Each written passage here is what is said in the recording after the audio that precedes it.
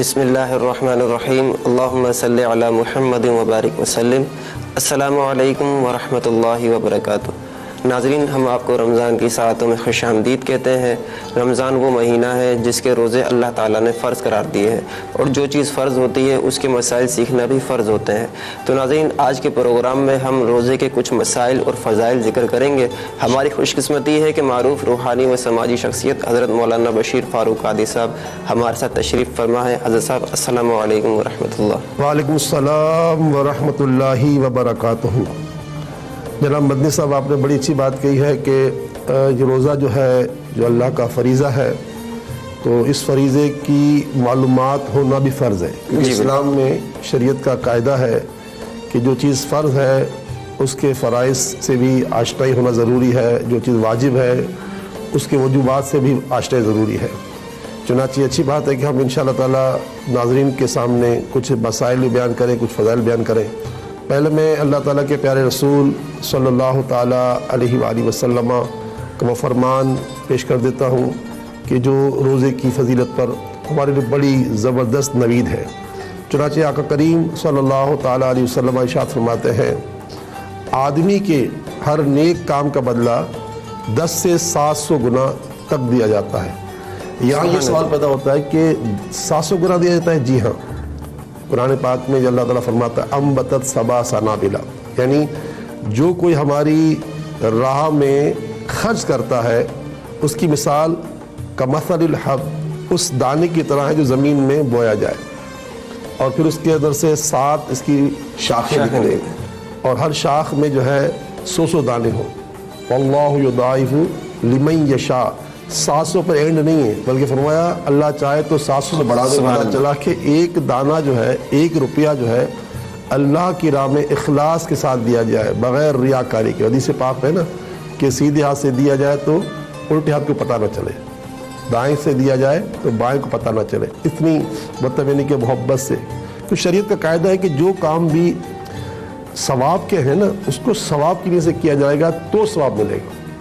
اگر اس کو کسی اور مقصد کے لیے کیا جائے گا تو پھر اس کا یا تو ریاکاری میں شمار ہوگا اور یا پھر اس کو خود پسند شمار ہوگا، اور اس کا کوئی فائدہ نہیں، چاہے وہ روزہ ہو، چاہے نماز ہو، چاہے حج ہو، چاہے زکوٰۃ ہو۔ بلکہ حدیث پاک میں تو یہاں تک آتا ہے کہ قیامت کے روز اللہ تبارک تعالیٰ ایک شہید کو، ایک عالم کو، ایک قاری کو اور ایک سخی کو بلائے گا۔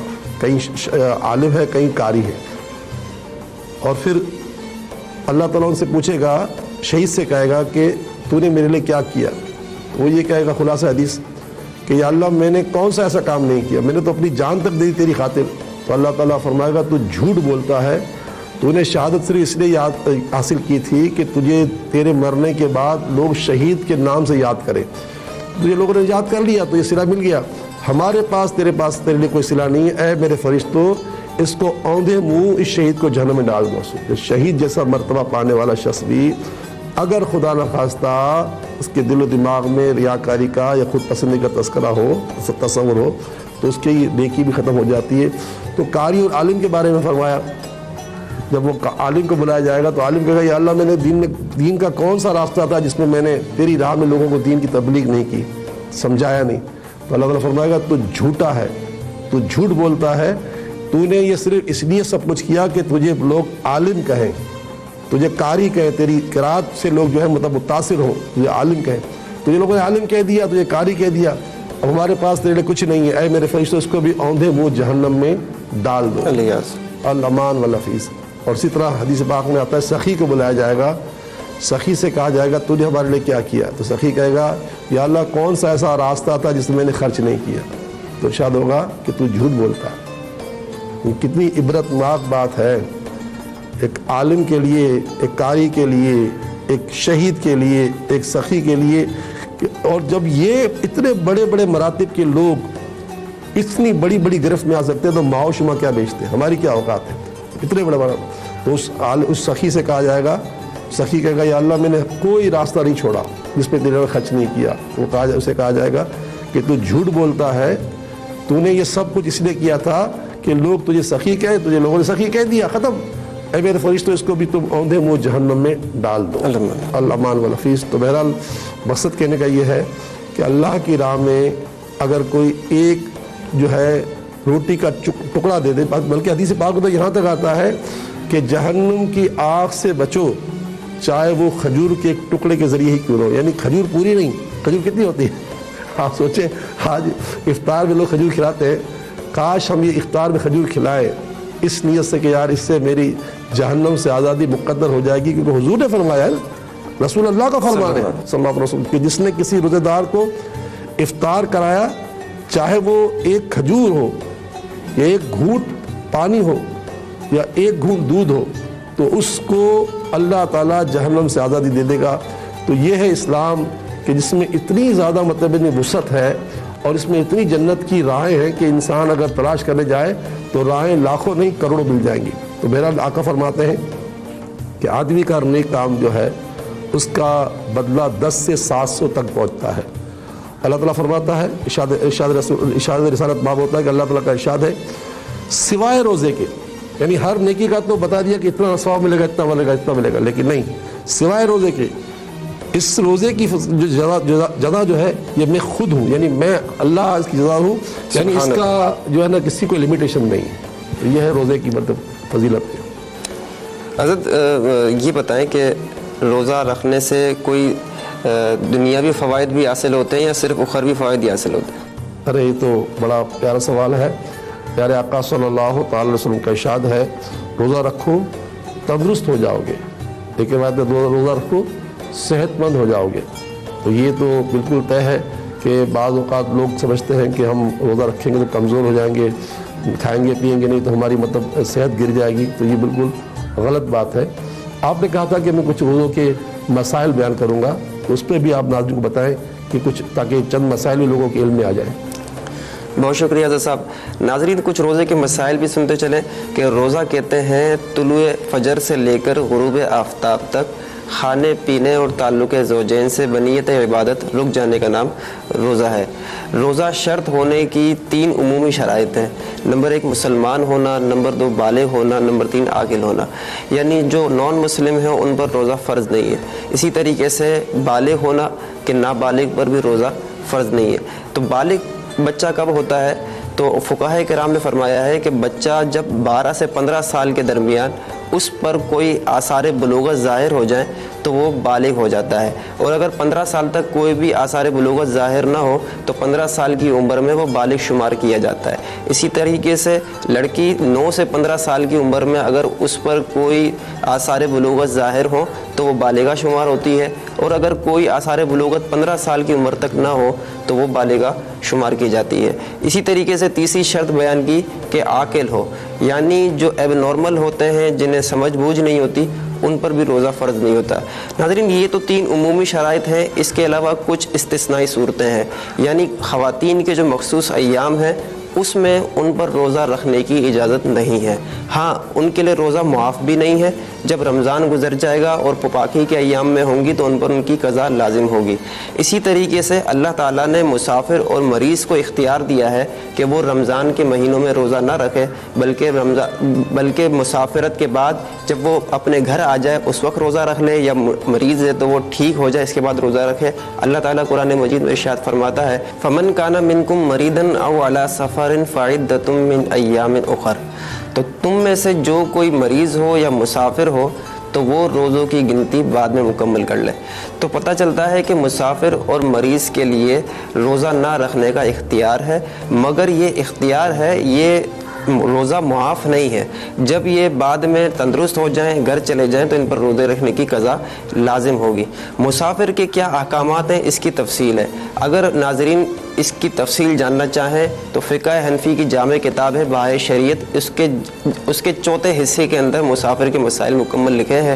جبکہ مریض کی بات کرتے ہیں تو عام طور پر دیکھا جاتا ہے کہ کسی کو معمولی سا بھی کوئی مسئلہ ہوتا ہے, معمولی سا بھی بخار ہوتا ہے تو وہ روزہ چھوڑ دیتا ہے اور کہتا ہے کہ میں مریض ہوں. حالانکہ ہر مریض روزہ چھوڑنے کا مجاز نہیں ہے, بلکہ وہ مریض مجاز ہے کہ جسے غالب گمان ہو کہ وہ روزہ رکھے گا تو اس کی بیماری بڑھ جائے گی, اس کی تکلیف بڑھ جائے گی, تو وہ مریض روزہ چھوڑ سکتا ہے. اور یہ کیسے پتہ چلے گا کہ اس کی بیماری بڑھ جائے گی, اس کی تکلیف بڑھ جائے گی؟ اس کے لیے فقہائے کرام نے 3 راستے بتائے ہیں. ایک تو یہ کہ دین کی سمجھ بوجھ رکھنے والا ڈاکٹر کہے کہ تم روزہ رکھو گے تو تمہاری تکلیف بڑھ جائے گی, تمہارا مرض بڑھ جائے گا, اس لیے روزہ نہ رکھو. یا پھر مریض کا ذاتی تجربہ ہو کہ میں روزہ رکھتا ہوں تو میرے ساتھ مسائل بڑھ جاتے ہیں.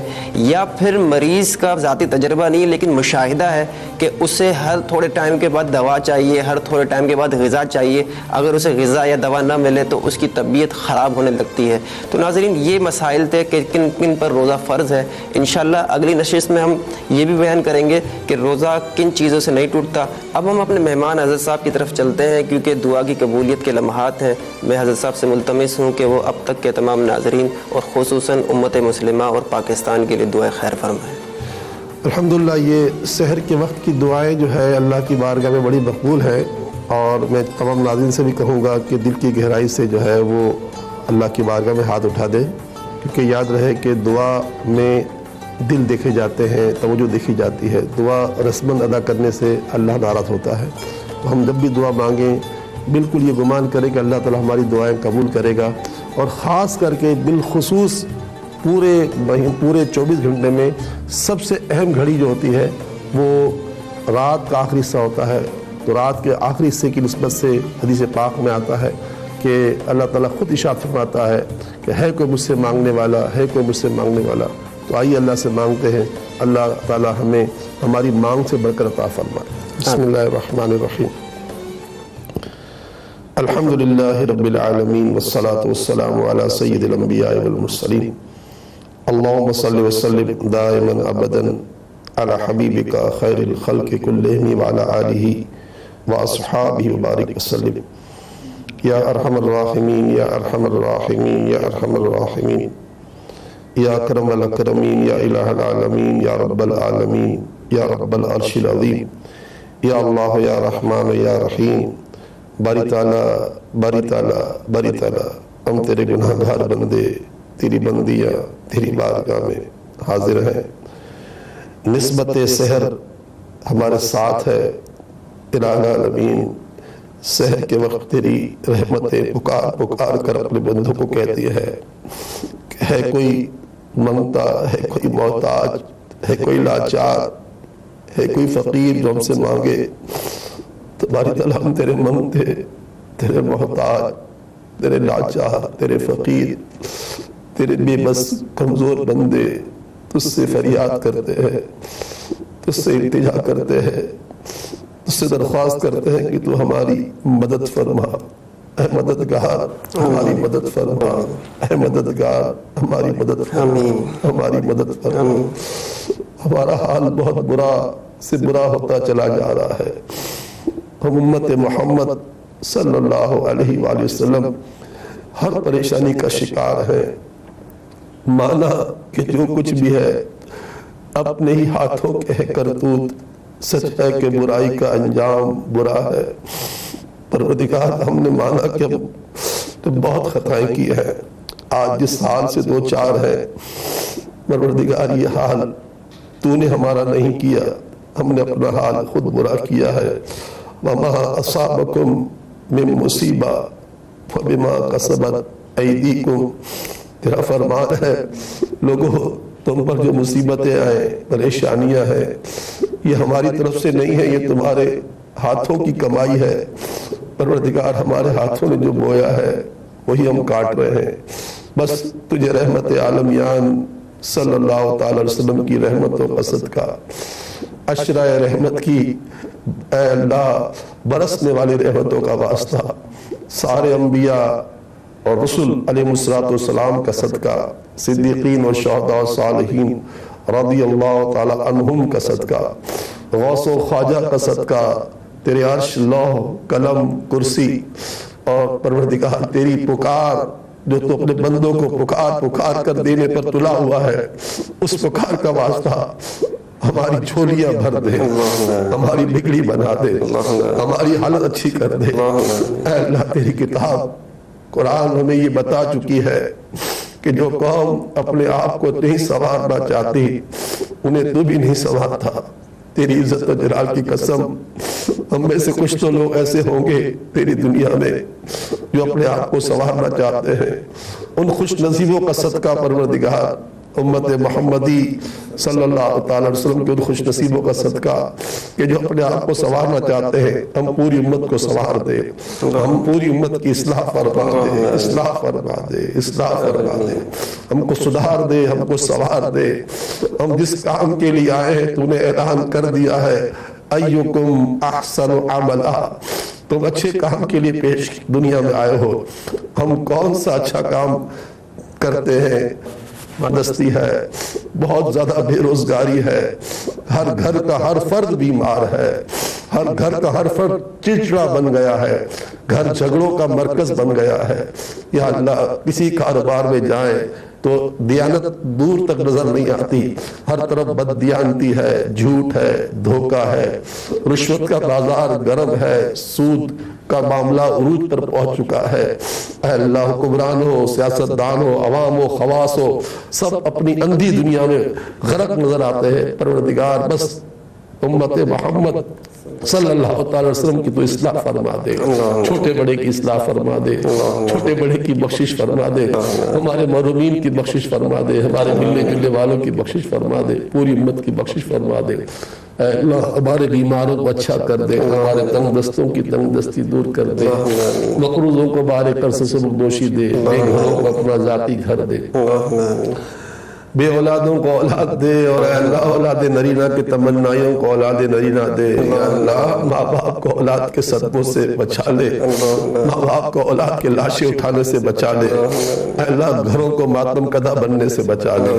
बस अल्लाह, जो बेरिश्ता उनको नेक साले रिश्ते अता फरमा, जो रूठ गए उनको मना दे, जो बिछड़ गए उनको मिला दे, जो लापता हो गए उनका पता दे दे। ऐ हमारे प्यारे अल्लाह, हमारे प्यारे प्यारे मीठे मीठे शेर से मीठे आका सल्लल्लाहु ताला अलैहि वसल्लम ने जो तुझसे भलाइयाँ मांगी, हम गुनाहगार उम्मत को उन भलाइयों से हिस्सा दे। जिनसे पनाह मांगी है उनसे पनाह में रख, खुल के अजीम के नूर से उम्मत को नूर अला नूर कर दे। आमीन आमीन आमीन या रब्बल आलमीन। रहमत की हम पर बारिश फरमा, रहमत की हम पर बारिश फरमा, रहमत की हम पर बारिश फरमा। व सल्लल्लाहु ताला अला खैर खल्किही मुहम्मद व अला आलिही व अस्हाबिही अजमईन बिरहमतिक या अरहमर राहिमीन।